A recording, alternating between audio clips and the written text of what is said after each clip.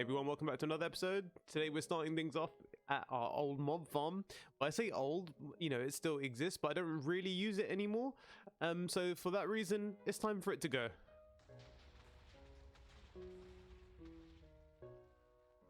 And I'm going to be honest, I kind of forgot about some of that water, which kind of takes away from the whole fact that this thing is now done and its final way of blowing up. It's probably the best way of showing just how kind of useless it was at this point. You see, it was a nice little setup when I first got here, and when you first start off in a small island, it's very easy to make a super efficient mob farm by doing almost nothing, because you know your mushroom island doesn't spawn any enemies. So if you stand further enough away from the mob farm, you end up getting pretty good spawn rates, which is great for, you know, the drops that you need when you first start off a game. But unfortunately, we are now at the point where, you know, this thing's not going to do anything for us. You know, it's not an interesting build anymore. So therefore, it's time for it to go, and we say our final huzzah. Also, it's made out of cobblestone, and it's kind of ugly, and it was really getting kind of like annoying looking at it when I would fly over here. So yeah, it's time for it to go, and yeah, the iron farm is next. I have some quibbles about the iron farm because I don't really know where to put it. I'm thinking about whether I should rebuild it on the island or should I put it somewhere else, where I can just go and AFK at. I'm not sure, but I do know that all these ugly cobblestone statues, buildings, farms, whatever you want to call them, they need to go. We're gonna do some DIY around the island today. We're gonna have a bit more of a chill one. We'll be doing a lot of farms and stuff. We're still gonna be building a farm. Don't get me wrong. I didn't bring you all the way here to not be farming anything. That'd be lame. Well, you know, I could do other stuff too, but we're definitely farming today. As to what, I'm not 100% sure yet. Now, as to whether we're going to do a whole new farm or not, that's going to be something that we consider later on.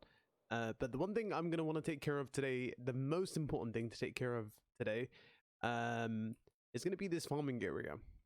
You see, I built this farming area when I first started, and it's a fantastic build. In fact, it's one of my favorite builds. And actually, I've recently renovated this. I'll put some of the videos on screen whilst I talk about it. So I did a little bit of work on this about a week ago. Didn't really have anywhere to put it, so this is a great time for me to put it on screen for you guys just so you can see. All I essentially did, same thing I've been doing in most places around my world, which is adding shulker loaders, making storage a bit more convenient. Now, one thing I noticed when I was doing this was that these bees in these chambers, unfortunately, whenever whenever a bottle shoots out, sometimes it ends up over here, sometimes it ends up on another side. It's really strange. I don't know why it keeps happening, but it's definitely an issue that I need to sort out ASAP.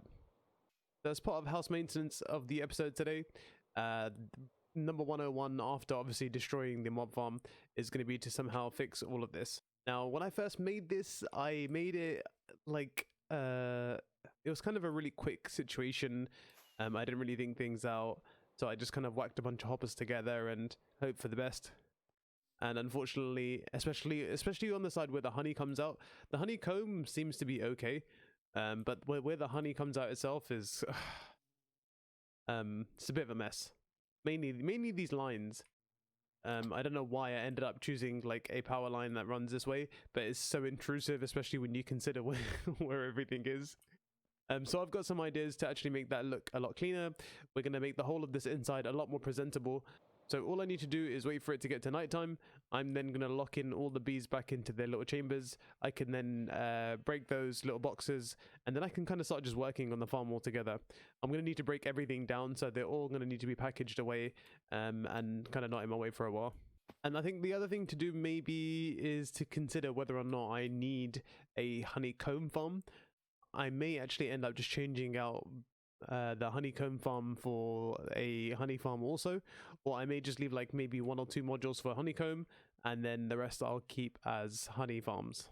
And I think actually that might even make a better idea for me to make all the collection somewhere closer to the center over here, or even not, just to have it like a little bit more presentable, because right now it's basically just barrels, which is okay, but you know, not too bad. So you can see how much honey I've got in here. It's not bad.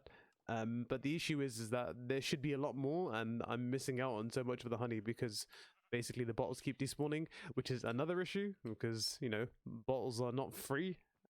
even though I've got a witch farm that generally produces them. I'm going to be making a whole new brewing station soon, and that's going to need a lot of bottles.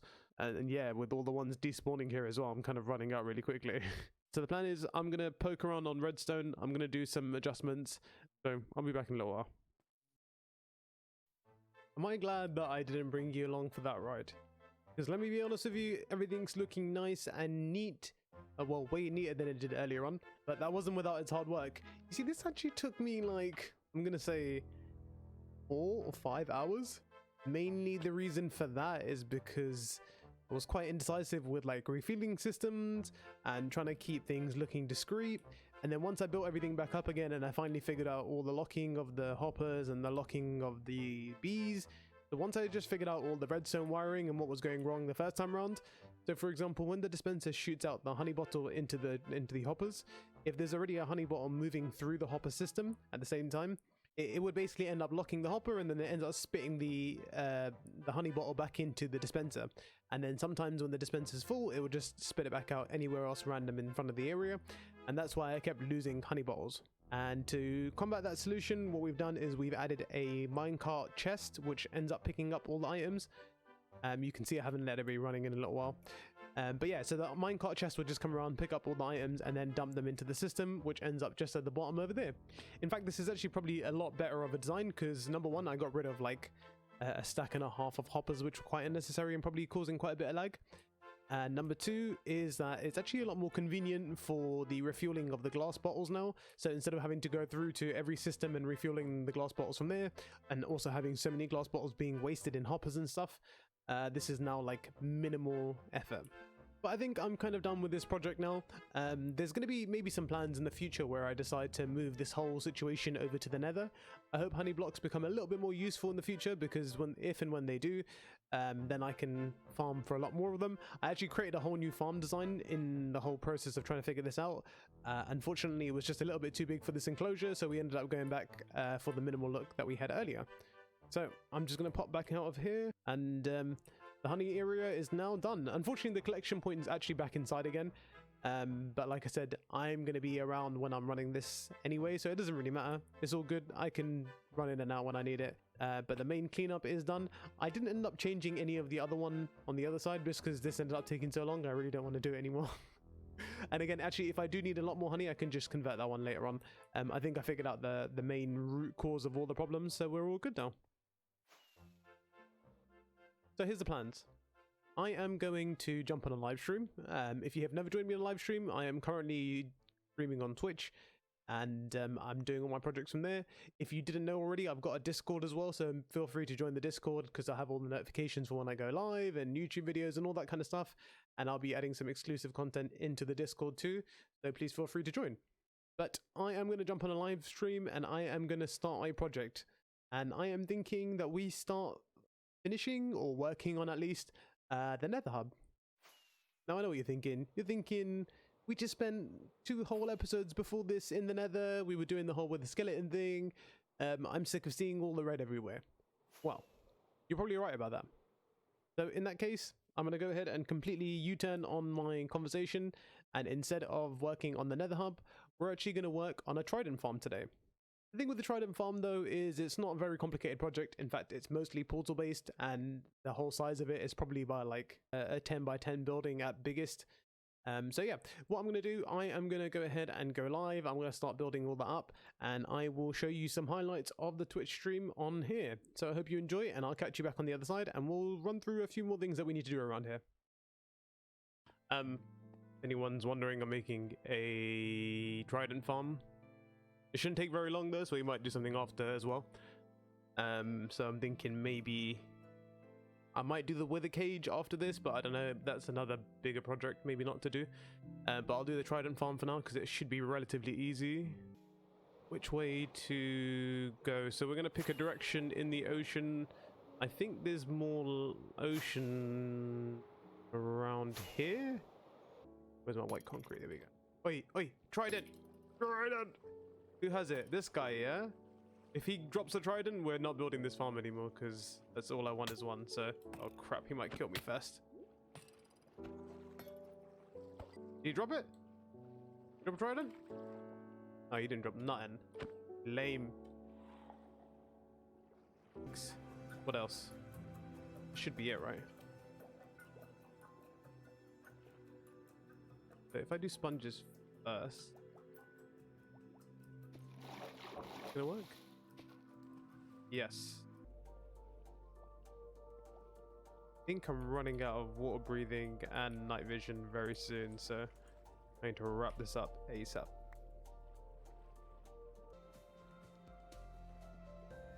You know how close we are to done? That's how easy this was. Well, I say easy, we haven't done it just. I think I have to light the portals before I go as well, so they're just ready to go when I'm on the other side.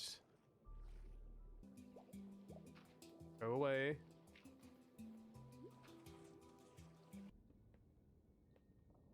Okay, let's pick one. Good thing I brought extra eggs with me.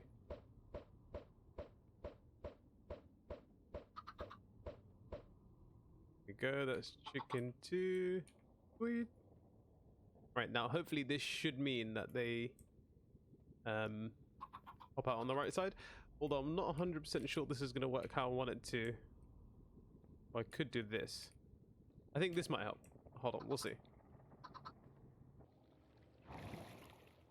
Come on in.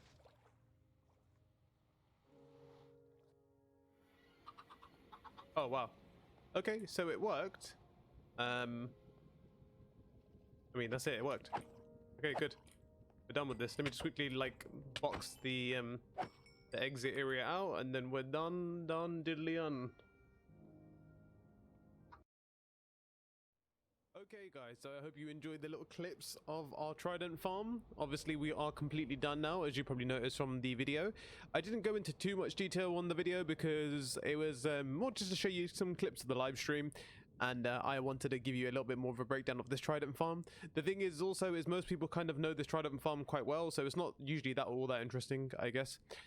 So I'm going to give you a quick rundown of how things work and just a couple changes we made to things just to make life easier. So let's start off with the actual Trident farm itself. So let's go over to the overworld and have a better look at that. I can go into spectator so you guys can have a good look. Alright, so we're standing here in a little AFK spot where we would stand for the Trident farm, and essentially we stand about 115 blocks on top of the farm, and the drowns are basically sent through the nether and then end up in that little portal or the little storage thing that you saw earlier on. Now if I go in spectator mode so we can go have a little look further down at the farm, again I'm pretty sure you've seen this farm before. It's a very basic kind of farm, and essentially all that's happening is that the drown that spawn in this local area will make their way towards these turtle eggs, which they don't like for some reason, so they try and give them a little stomping. And they think that they can get to it because the trapdoors in the way make it seem like they're not there, and they think they can jump through and try and get there. Anyway, when they try, they go into this bubble column, they get shot up where they hit this little piece of string, which you probably can't see right here, but you can see the hitboxes. And they'll hit that string, they'll get seen by the observer, they'll get hit by this piston, and then they get sent back to the nether like I mentioned earlier. The good thing about this farm is you can kind of run it for as little or as long as you want, like most farms to be fair. But like if you're more likely and you want to gather a whole bunch of them, you can gather a lot of them in one location, the nether, and you can stay here for like 10 hours, or you can do it for 10 minutes and just hope that you got a couple of them whilst you were standing around. Unfortunately, I didn't have all that much luck whilst even doing it for like 3 or 4 hours. And I'll show you why. As you can see from our drops in here, this is everything we've gotten so far from, like I said, what was a couple hours of, or like at least 3 or 4 hours of AFKing. And again, I mean, to be fair, we did get quite a few Nautilus shells, which was our secondary item that we wanted. We got a couple of gold ingots, which don't really mean anything, if I'm honest. We got a little fishing rod, and then we got some eggs. I realized as well, portal-based farms that use entity cramming with chickens also double up as egg farms or as chicken farms. So worst comes to worst, I get a few extra eggs out of this, but sadly zero, and I mean absolutely zero tridents. Not even anything. Not an unenchanted one, not one with crappy enchantments, nothing. So here I am, sad and upset that I don't have a trident. I'm going to try and AFK again a little bit later on for a couple hours and see if I can try and grab one. But in the meantime, we shall move on, and sadly, we'll be tridentless. And if you are checking out my cool Elytra. It is a data pack from Vanilla Tweaks that changes your Elytra into the Vex wings. I'm not sure how I feel about it just yet. I just downloaded it before we started this recording, so now I'm checking it out as we both go along. Just having a look at it now. It looks cool, but you know, it's kind of lacking the substance of the Elytra. Maybe I'll find another Elytra skin or whatever you call it. But right now I'm a bit confused as to how I feel. Another thing I found in Vanilla Tweaks, you can probably see from my rocket that it looks a little bit smaller than they usually do. And that is because of another tweak from Vanilla Tweaks. It's just a resource pack, so it just makes things a little bit smaller, so you don't, you know, it doesn't take up as much screen space when you're holding them. And that basically works for food, rockets. I think it works on tools and stuff too. No, it doesn't do that with stuff like pickaxes and stuff. I think even a totem of undying does the same thing too, so that was quite cool. Check out Vanilla Tweaks. I'll try and leave some links in the description for that too. Speaking of links in the description, if you ever want to join my live Twitch streams, I don't do many of them, but when I do, it's always nice to have everyone down. So I'll leave a link for my Twitch channel in the description, and feel free to follow my Discord because I'll leave all sorts of cool stuff in there too. So check all that out. We bring ourselves back here into the Nether Hub, and you can see things may look a little bit different than they did before. We have started work on the Crimson biome. Now, obviously, we're not anywhere near done on any of this project. But we did start making a little bit of headway with the Crimson biome, just so we can kind of start to see how the biomes will start to fade in with each other. And I think it's looking good. The only thing I'm a little bit questioning on this side is the fact that a lot of the Crimson biome and then the Netherrack all kind of fades in with itself. It's not really that distinctive against like parts like trees and then the Nether warp blocks and then the warp nylium, whatever it's called. It's a little bit jarring to look at, and you can't really tell the difference for some of the blocks, so I'm gonna have to try and think of something that really like helps that kind of area pop a little bit more. But yeah, that was like the other half of the stream that I ended up doing stuff on, so it was just a little bit of work on here. And then, like I said, we did a little bit of stretching in terms of blending the biomes together, but again, nothing groundbreaking, mostly just using some bone meal to kind of fence everything together a little bit. On the live stream, I also mentioned some of the plans that I have for this Nether Hub. A lot of people had some great suggestions, like getting some custom mobs that can't attack you and stuff in certain places, and adding other biomes. And actually, that is the plan for the Nether Hub. As I mentioned when I first started the Nether Hub project, the idea is to bring all the new biomes of the Nether into one convenient location, because I do most of my traveling on the roof of the Nether. So I think it'd be nice to have all of the lovely views of the Nether in one location, just so I can enjoy it before I, you know, follow the dead roads of the Nether roof. Not the most beautiful place to be, but definitely the most convenient. I am going to plan on making like the tunnels and stuff a little bit nicer looking, and we're going to do a whole bunch of projects with those, but that's way later down the line. Because I'm going to be building a Nether highway of sorts on top of the roof of the Nether, so that will basically end up being the main of the Nether Hub. And then the network rails and stuff, like you can see, like I've done this one to the Wither Skeleton Farm / Mesa biome, so that actually takes you past the Mesa biome over to the Wither Skeleton Farm, and I'm going to do similar stuff like that, going in different directions into different farms and stuff. And actually, I might even change a lot of these ice roads for piston bolt roads, which I've mentioned before. So all that's going to be fun. But yeah, I just thought I'd give you guys an update on what was going on with the Nether Hub over here. So it seems like we're coming closer towards the end of this episode. There's a lot more work to be done, and a lot more that I want to show. But unfortunately, that's going to probably carry us over to the 40-minute marker again. And you know, we don't like to make the videos that long. I like to keep them under 30 minutes. So I'm going to run you by the final thing that I wanted to show you guys that we're going to be planning for the next episode. Something so you guys can look forward to. Now, it's going to be a little bit more of a technical project than we're doing on most days. You know, it's not as designy or something, but it's going to be something that's going to be pretty cool. You see, I've been making a huge hole in the bedrock. I've been doing this over the course of about 2 weeks. It didn't actually take like 2 weeks. It took like 3 days, but I did it over the span of 2 weeks. And yeah, so it was a pretty straightforward project, just trying to get rid of some of the bedrock. And the reason for that was to leave this little cube here that we can have some fun with. You see, I've got a plan to add a wither cage, or a wither killer, should I say, to this world over here. So essentially what's going to happen is I am going to be just an AFK player that places some soul sand the soul sand will be pushed through a system, and it will basically form the withers outline thing that you need when you usually summon the wither. And then there'll be a dispenser on top shooting out the wither skeleton skulls onto the soul sand, and that will basically create a cage in here, just like you would do in the end. The difference on here is that you can actually, using this formation, you can squeeze about 70 of them in there in one go, and then anytime you squeeze more than that in there, they all die of entity cramming, and you get nether stars really quickly. The plan is to make this up, and then once we've got so many stores of wither skeleton skulls that we want to start turning into nether stars. I'm going to need some of the nether stars generally just for some decoration purposes, along with more beacons and stuff around the world. So that's going to be one of the bigger projects to take care of. I was going to show you guys the design and stuff. I've made some changes to the standard wither killer that you probably have seen before. If not, have a little Google of it or stick around for the next episode, because I will show you stuff in more detail of the wither cage. But with that, I think we're going to end the episode.